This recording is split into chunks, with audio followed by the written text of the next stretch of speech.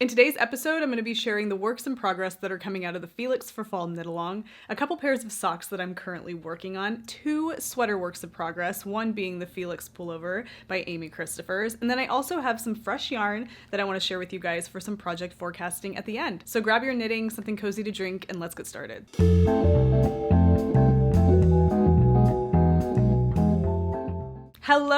Hello, and welcome to the Wool Needles Hands podcast. This is episode 60. My name is Tayler, and I will be your host. I'm coming to you from Henderson, Nevada, which is a small town outside of Las Vegas, Nevada, in the southwest United States. This is where I'm from and where I live with my husband, Brandon, my 7-year-old son, Angus, my 4-year-old son, Ronan, our dog, Pepper, and our cat, Oscar. This is a podcast primarily about knitting, though I do get up to other fiber-related topics from time to time. I'm so happy to have you guys here. If you are a new viewer of the podcast, welcome. Thank you so much for stopping by to check out my little corner of YouTube. And if you are a returning viewer and subscriber, welcome back. If you enjoy what you see here, take away something from this, please give the video a thumbs up. That helps probably more than anything else. And if you do want to see more content from the Wool Needles Hands channel and myself, don't forget to subscribe and click the bell icon. Let's get right into it today, guys. I have some things I want to share with you, and before we do anything else, I want to, in place of the add mini stuff section of the podcast, I just want to jump right in to a Felix for Fall knit along works in progress parade, works that are coming out of this knit along by you guys. I'm going to share that with you guys here so you can all have a look at some of the beautiful Felixes that are coming out of this knit along over on Instagram and on Ravelry. Links down below for everything in regards to this knit along if you would like to get involved. But without further ado, here's a look at some of the works coming out of the Felix for Fall knit along.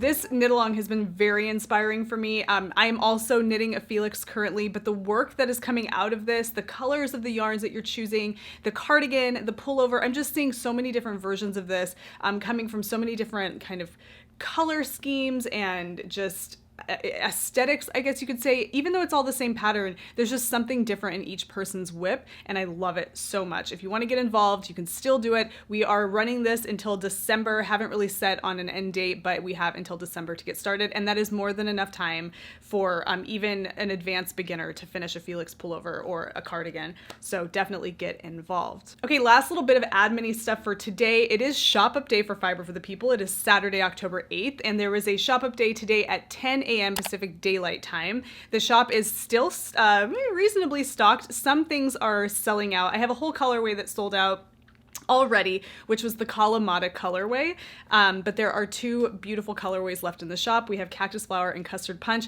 All of my yarn is over there on the couch behind me, ready to get labeled and shipped out Monday morning. But if you would like to check out the Fiber for the People shop update, go do that now. Wool Needles Hands viewers get 10% off if you use the code WNH at checkout. Okay, and as always, before we get right into it, I want to share with you what I have in my cup today. And my cup, this cup comes from a really cool coffee shop in Santa Fe, New Mexico called Iconic Coffee. It's a roasters there, and that's their logo.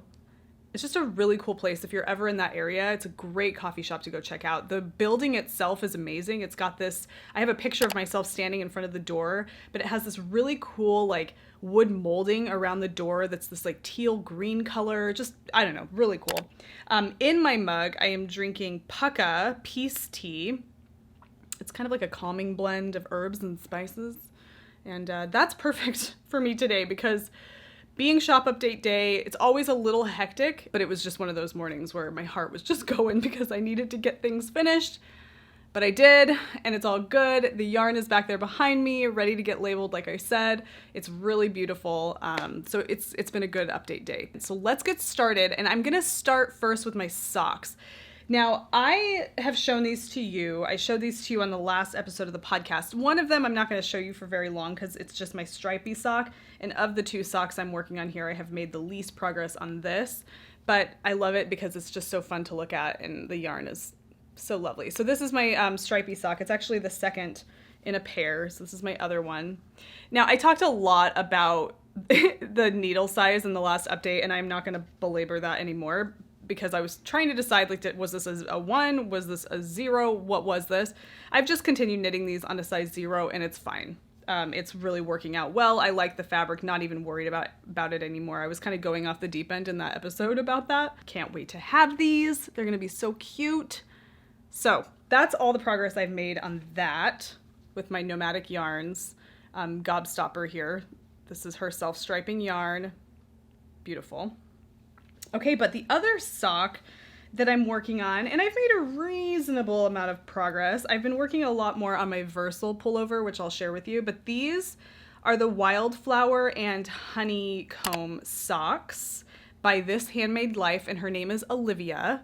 And I love this pattern, and not only do I love this pattern, I love all of her sock patterns. I went in and I started adding tons of them to my favorites because they're all really, really cute, and I've been really enjoying this one. So this is the Wildflowers and Honeycomb.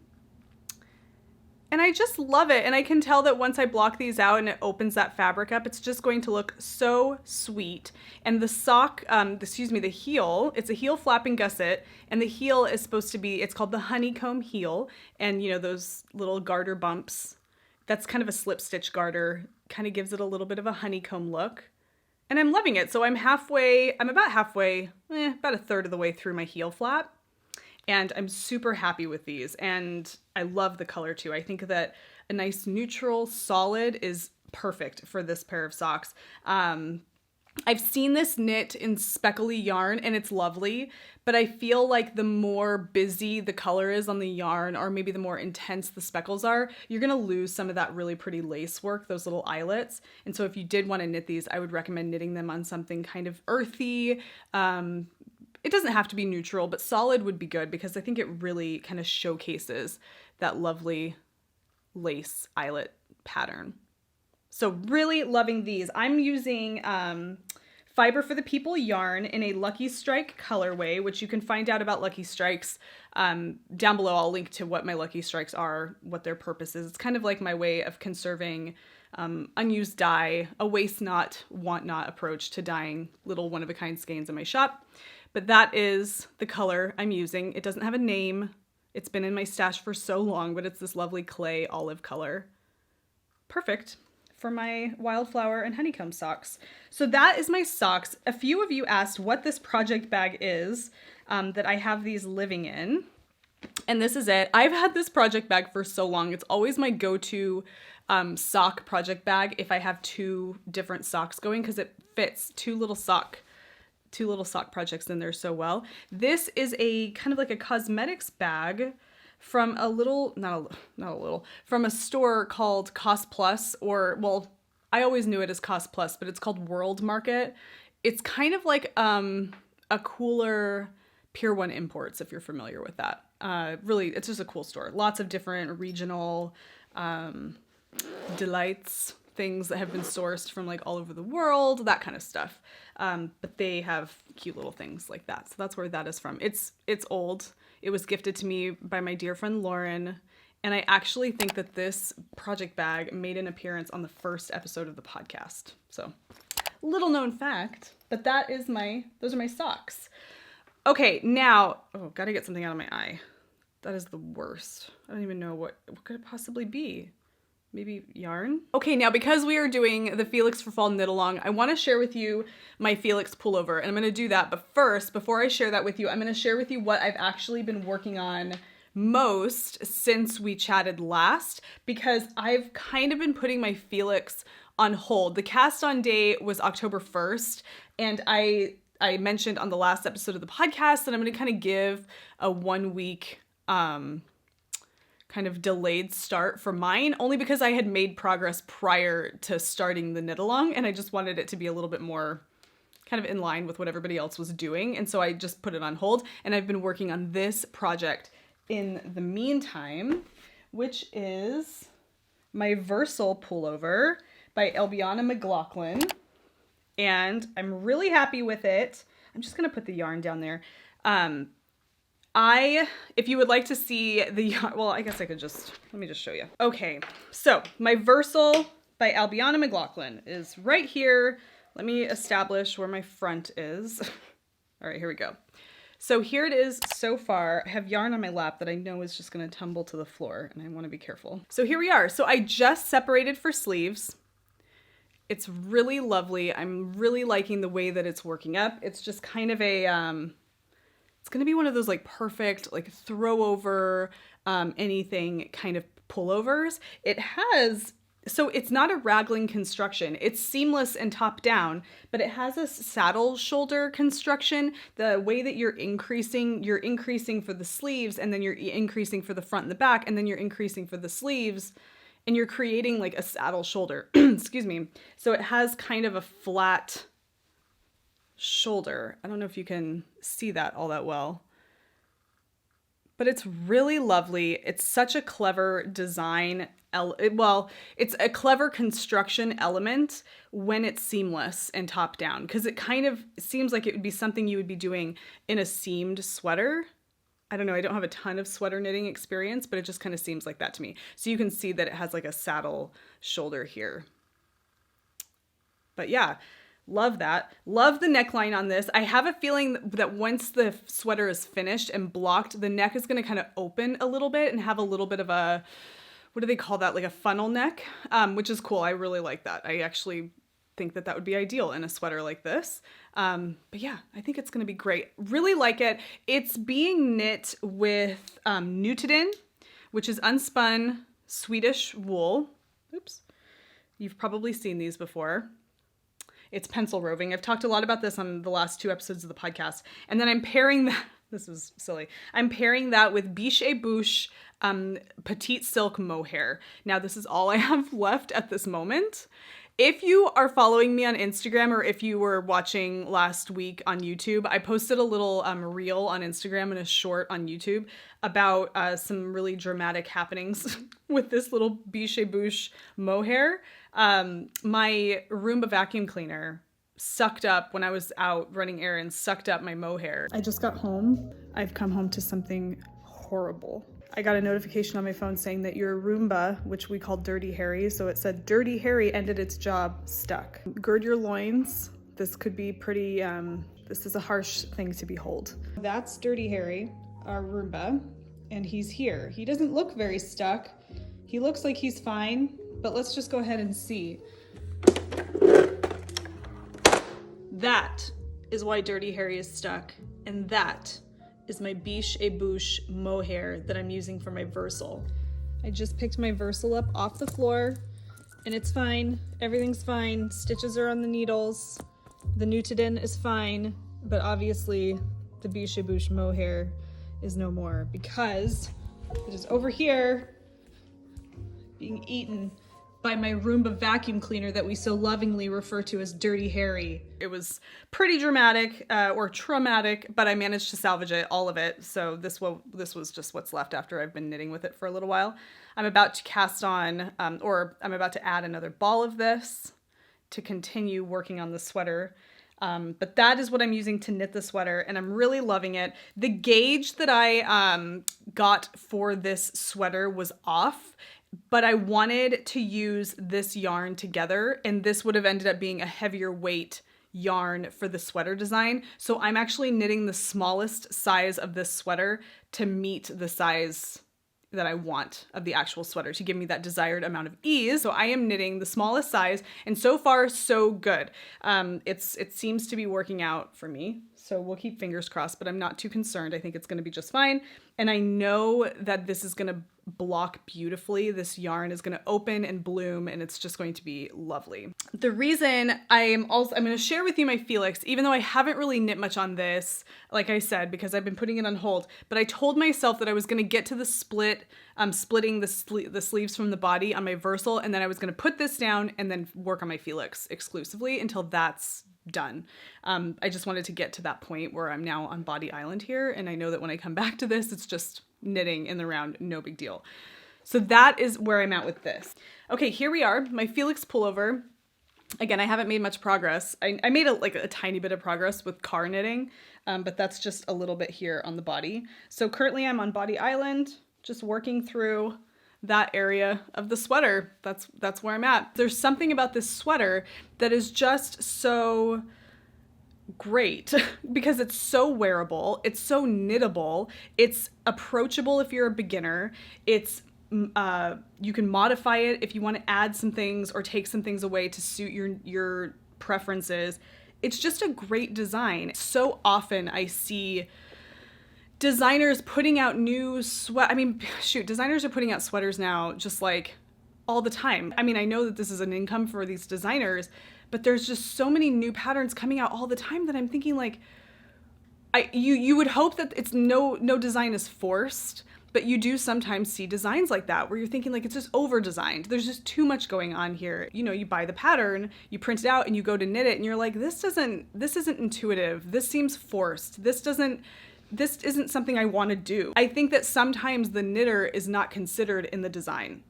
And I know I'm kind of going off on a tangent here, but I really feel strongly about this. And this is why I promote this sweater so much, because you can tell that the knitter was considered when this design, and maybe the knitter wasn't, maybe there wasn't an active consideration, but obviously to me, there was some kind of a consideration there because it's such a pleasure to knit. It flies off the needles. And yeah, it's a worsted weight sweater, but it literally it knits itself. And if you are knitting a Felix right now, you know what I'm talking about. It's almost magical that you can have in like 2 nights, almost, 2/3 of a sweater complete, if not more. And that's because the knitter can just dissolve into the process. Okay, maybe that's just because I'm a process knitter. I don't know what that means about me, so I'm sorry. Maybe it's an unpopular opinion. It's just an opinion I have. Okay, we can move on. You can let me know your thoughts, please. Like, jump in. Let's talk about it. I'm really excited to jump back into this now that my Versal is kind of at a nice stopping point. Hopefully you guys are having a great time knitting yours. They're just so beautiful, the work that you guys are doing. So huzzah to that, because it's really fantastic. Okay, that is all I have in terms of knitting and what I've been working on. But I did kind of fall off the wagon in terms of yarn acquisitions.